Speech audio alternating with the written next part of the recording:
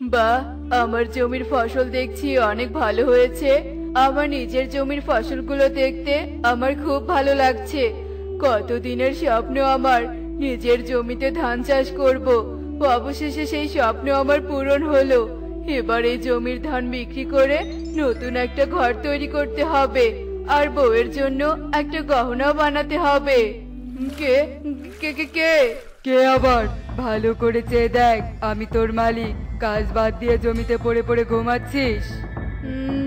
তবে এতক্ষণ ধরে আমি স্বপ্ন দেখছিলাম। মালিক, মালিক, আমার ভুল হয়ে গেছে। এমন ভুল আর আমার কখনো হবে না। তোর তো দেখছি অর্ধেক কাজও হয়নি। কাজ না করে সময় নষ্ট করে কি ভেবেছিস পুরো টাকা নিবি? আজ তোকে অর্ধেক টাকা নিতে হবে। কিন্তু মালিক, আমি তো প্রায় সব কাজই করেছি। আমার জমির কি কাজ করেছিস তা তো আমি দেখতেই পাচ্ছি। এই নে, অর্ধেক টাকা নিলে নে, না নিলে চলে যা। টোনা বাধ্য হয়ে অর্ধেক টাকাই নিয়ে নেয়। আমি এখানে বসে আছি, বাকি কাজ শেষ না করে কোথাও যেতে পারবি না। এরপর ইগল সেখানে দাঁড়িয়ে থেকে টোনার কাছ থেকে সব কাজ করিয়ে নেয়। আর কাজ শেষ হলে টোনা বাড়ির পথে রওনা দেয়। অন্যের জমিতে কাজ করছি বলে আমাকে সবাই ছোট করে। আজ যদি আমার নিজের একটা জমি থাকতো, তবে আমাকে অর্ধেক টাকায় আর অন্যের জমিতে কাজ করতে হতো না। আরে আরে, টোনা যে, তা কেমন আছিস? আরে কালু, তুই? বাবা, তোর তো দেখছি অনেক পরিবর্তন। শুনেছি এখন নাকি তুই শহরে থাকিস। তা বনে কবে এলি? এই তো 3-4 দিন হলো। একটা কাজে বনে এসেছি, ভাবছি শহরে আর যাব না, এখানেই আমার প্রকল্প নিয়ে কাজ করব। তা তোর কি খবর? আমার আর খবর, অভাবে সংসার। নুন আনতে পান্তা ফুরায়। অন্যের জমিতে কাজ করে কি আর সংসার চলে? যদি নিজের একটা জমি থাকতো তবে খুব ভালো হতো। কিন্তু আমার সেই স্বপ্ন বুঝি কোনোদিনও পূরণ হবে না। কেন পূরণ হবে না? তোর স্বপ্ন এবার পূরণ হবে। আসলে আমি একটা প্রকল্পের কাজ করি। সেই প্রকল্পের মাধ্যমে আমি গরিব বর্গা চাষীদের কম দামে জমি কেনার ব্যবস্থা করে দেই। কি বলছিস? কি কম দামে নিজের জমি কেনা সম্ভব? হ্যাঁ সম্ভব। আসলে আমি শহর থেকে এসে দেখি বনের উত্তরের দিকে অনেকগুলো আবাদি জমি বিক্রি হচ্ছে, আর আমি সেই সব জমি কিনে নিয়েছিলাম। তারপর আমি পরিকল্পনা করি অল্প দামে আমি বনের বর্গা চাষীদের জমি বিক্রি করব। তাই তো আমি এই জমি বিক্রির প্রকল্পের কাজ করছি, যাতে দরিদ্র চাষিরা নিজের জমিতে আনন্দের সাথে চাষবাস করে জীবন যাপন করতে পারে। এটা কিন্তু তুই অনেক ভালো উদ্যোগ নিয়েছিস কালু। টোনা, তুই চাইলে কিন্তু আমার কাছ থেকে জমি কিনতে পারিস। 2 লাখ টাকা হলেই তুই আমার কাছ থেকে 20 শতক জমি নিতে পারবি। তুই কি আমার কাছ থেকে জমি নিতে চাস? হ্যাঁ হ্যাঁ, আমি কিনবো। আমি 2 লাখ টাকার ব্যবস্থা করছি। তুই আমার জন্য একটা ভালো জমির কাগজপত্র প্রস্তুত করে রাখ। আচ্ছা ঠিক আছে, 7 দিন পর টাকা নিয়ে তুই আমার বাড়িতে আসিস। এরপর টোনা খুশি মনে বাড়ি ফিরে আসে আর টুনিকে সব ঘটনা খুলে বলে। সব শুনে টুনি বলে, এত কম দামে জমি? সত্যি তোমার বন্ধুটা অনেক ভালো। টোনা, আমার কাছে তো একজোড়া সোনার দুল আছে। তুমি বরং সেগুলো বিক্রি করে টাকা নিয়ে এসো গো। এরপর টোনা টুনির দুল বিক্রি করে টাকা আনে। পুরো বাড়ির এটা সেটা বিক্রি করে অনেক কষ্টে টোনা 1 লাখ টাকা জোগাড় করে। টুনি, সব মিলিয়ে তো মাত্র 1 লাখ টাকা হলো। আরো তো 1 লাখ টাকার প্রয়োজন। বাকি 1 লাখ টাকা কোথায় পাবো? টুনি, আমাদের বাড়িটা বন্ধক রেখে মহাজনের কাছে টাকা আনি, পরে জমিতে চাষ করে শোধ করে দিব। কিন্তু কোনো কিন্তু নয়। নিজের জমি হলে আমাদের আর কোনো অভাব হবে না। এরপর টোনা তাদের শেষ সম্বল বাড়ি ভিটা বন্ধক দিয়ে মহাজনের কাছ থেকে 1 লাখ টাকা নিয়ে আসে আর 2 লাখ টাকা টোনা কালুর কাছে নিয়ে যায়। এই যে তোর জমির দলিল, চল তোকে জমি দেখাই। এই যে এটাই তোর জমি। এই জমিতে তুই তোর ইচ্ছে মতো চাষাবাদ করবি। জমি পেয়ে টোনা খুব খুশি হয়। তারপর জমির দলিল নিয়ে বাড়ি ফিরে যায়।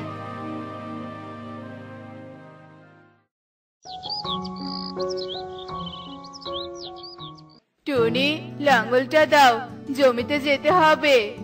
এরপর টোনা লাঙল নিয়ে জমিতে আসে আর এসে দেখে সেই জমিতে তোতা নামের এক পাখি চাষ করছে।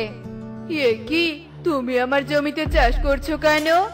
তোমার জমি মানে? এটা তো আমার জমি, বাপদাদার ভিটে এটা। আর তুমি কিনা বলছো এটা তোমার জমি? এই জমি তো কালু আমার কাছে বিক্রি করেছে। তুমি ওই বাটপার প্রতারক কালুর ফাঁদে পা দিয়েছো। ও তো অনেকের কাছে টাকা পয়সা মেরে দিয়েছে, ভুয়া দলিল দেখিয়ে পাখিদের কাছে টাকা আত্মসাৎ করেছে। তুমি এক্ষুনি ওই কালুর কাছে যাও। এরপর টোনা দ্রুত উড়ে কালুর বাড়িতে যায় আর গিয়ে দেখে কালুর বাড়িতে অনেক পাখিরাই ভিড় জমিয়েছে। টোনা, তুমি তবে কি ওই কালু তোমার টাকা আত্মসাৎ করেছে? আমি কিছুই বুঝতে পারছি না। আমি কালুর থেকে টাকা নিয়ে চলে যাব। কালু থাকলে তো তুমি তার কাছ থেকে টাকা নিতে পারবে। কালু সব টাকা পয়সা নিয়ে পালিয়েছে আর এই বাড়িটা বিক্রি করে দিয়েছে। এসব শুনে টোনার মাথায় যেন আকাশ ভেঙে পড়ে। সে কি করবে না করবে কিচ্ছু বুঝতে পারছিল না। এটা হতে পারে না, আমার এত কষ্টের টাকা। এবার আমি টনিকে গিয়ে কি জবাব দিব? বিধাতা, এটা আমার সাথে কি হয়ে গেল? টাকা হারিয়ে টোনা দিশেহারা হয়ে পড়ছিল। একরাশ হতাশা আর বিষাদ নিয়ে টোনা বাড়ির পথে যাচ্ছিল। এমন সময় হঠাৎ টোনার মাথা ঘুরে যায় আর সে উঠতে পারে না। টলমল করতে করতে টোনা নিচে থাকা এক নদীতে পড়ে যায়। আরে আরে, ওটা কে যাচ্ছে? ওটাই তো সেই প্রতারক কালু। একেই তো আমি অনেক দিন থেকে খুঁজছি। এর নামে অনেক অভিযোগ রয়েছে, এক্ষুনি একে ধরতে হবে। কে ভেবেছিস বিভিন্ন বনে গিয়ে সবার সাথে প্রতারণা করে টাকা আত্মসাৎ করবি আর আমরা তোকে ধরতে পারবো না? এবার তোকে ধরেছি, এবার তোকে উচিত শিক্ষা পেতে হবে। এরপর পুলিশ কালুকে ধরে নিয়ে যায়। এদিকে টোনার যখন জ্ঞান ফিরে আসে, সে নিজেকে নদীর তলদেশে থাকা এক পয়সার ঘরে আবিষ্কার করে। কি, এসব কি? আমি কোথায়? এটা আবার কেমন ঘর? আশেপাশে তো কাউকেই দেখছি না। আর আমি এই পানিতে থাকা পয়সার ঘরে কি করে এলাম? দেখি তো বাইরে গিয়ে কেউ আছে কিনা। পানিতে থাকা পয়সার ঘরটা কি সুন্দর! এই সুন্দর ঘরে কে থাকে? আমি থাকি, আমি জলপুরি মণিমালা। আমি তোমাকে এখানে এনেছি, কিন্তু তুমি নদীতে পড়লে কি করে? তোমাকে দেখে অনেক বিধ্বস্ত লাগছিল। এরপর টোনা তার সাথে ঘটে যাওয়া সব ঘটনা খুলে বলে। অন্যের খারাপ করে কেউ কখনো ভালো থাকে না। ওই কালু তার পাপের শাস্তি পেয়ে গেছে। তুমি চিন্তা করো না, আমি তোমাকে সাহায্য করব। এরপর জলপরি একটি থলে ভর্তি সোনার মুদ্রা টোনাকে দেয়। তারপর তাকে নদীর কিনারে পৌঁছে দেয়। টোনা সোনার মুদ্রা নিয়ে বাড়ি ফিরে আসে আর টুনিকে সব ঘটনা খুলে বলে। তারপর টোনা সোনার মুদ্রার সাহায্যে তার সব সমস্যার সমাধান করে। তো বন্ধুরা, আমাদের কখনোই কারো উপার্জিত কষ্টের টাকা আত্মসাৎ করা উচিত নয়। এমনই সব মজার মজার শিক্ষণীয় টুনি পাখির গল্প দেখতে আমাদের সাথেই থেকো। আর গল্পটি কেমন হয়েছে তা কমেন্টে জানাতে ভুলো না কিন্তু। Bye bye. এবার বেশ তাড়াতাড়ি আমরা খাবার জোগাড় করার জন্য বেরিয়েছি। এবার আর তাড়াহুড়ো করতে হবে না। শীত আসার আগে আমরা শীতের খাবার জোগাড় করে রাখতে পারবো। সে কারণেই তো এত তাড়াতাড়ি তোদের তাড়া দিলাম।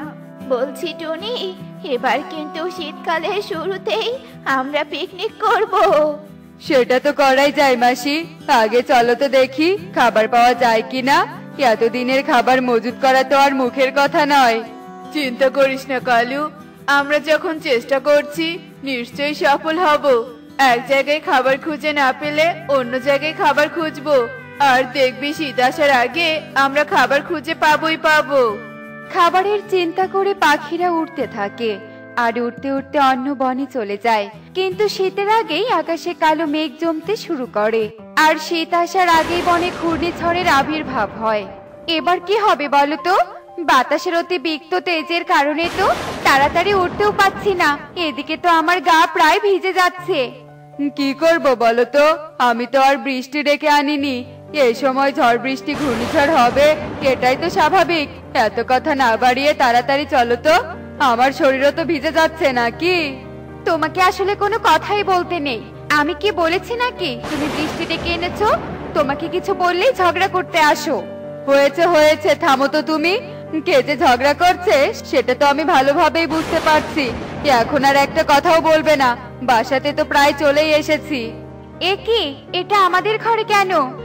এই বক এত আহত হয়েছে কি করে? আর এটা কি আসলেই বক নাকি এটা কোনো বহুরূপী? আমিও তো কিছুই বুঝতে পারছি না। তুমি চিন্তা করো না তো কাকুলি, আমি এক্ষুনি যাচ্ছি মিনু মাসিকে ডাকতে।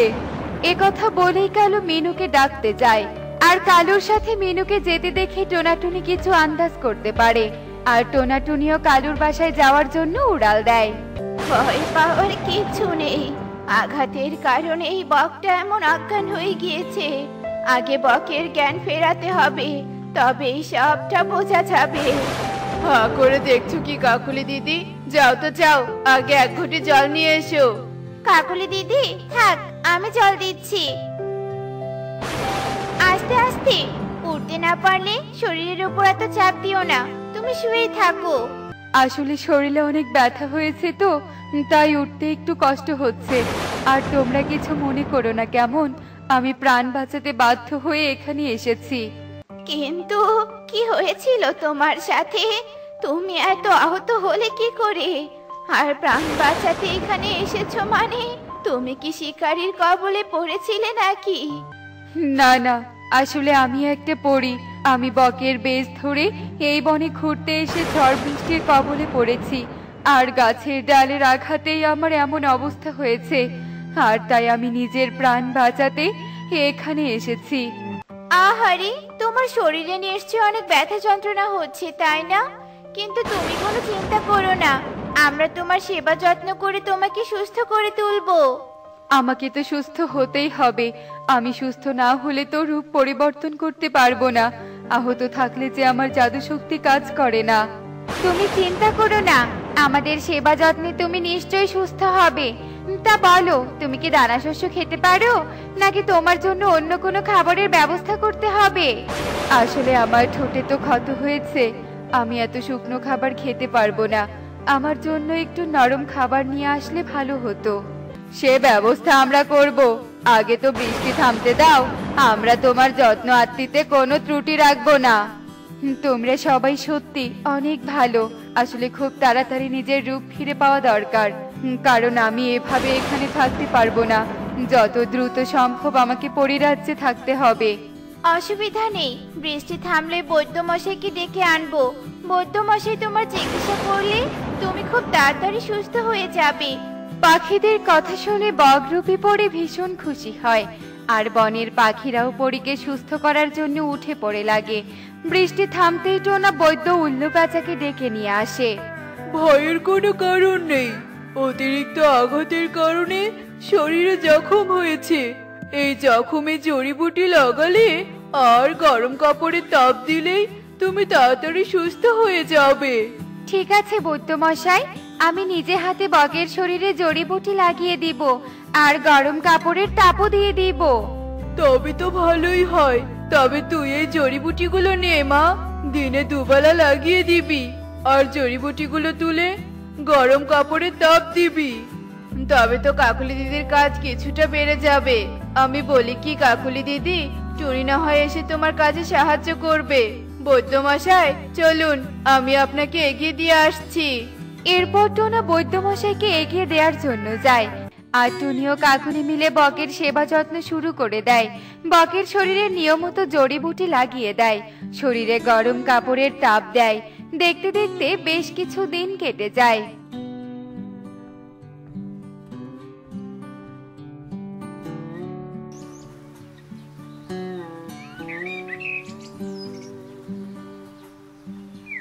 সবজি নিবে গো সবজি, তাজা তাজা টাটকা টাটকা সবজি। সবজি নিবে গো সবজি।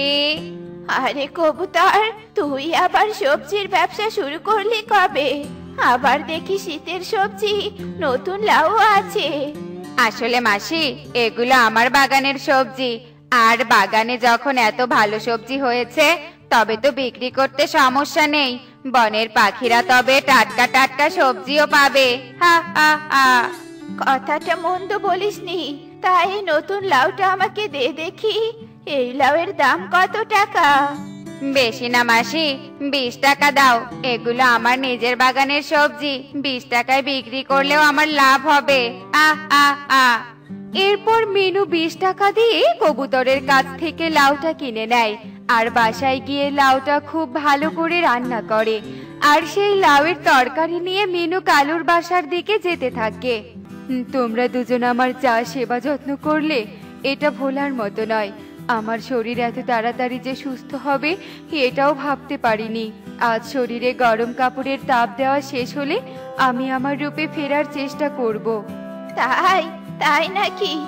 এটা তো খুব ভালো কথা। তবে নাও, তার আগে আমার রান্না করা এই লাউয়ের তরকারি খেয়ে দেখো।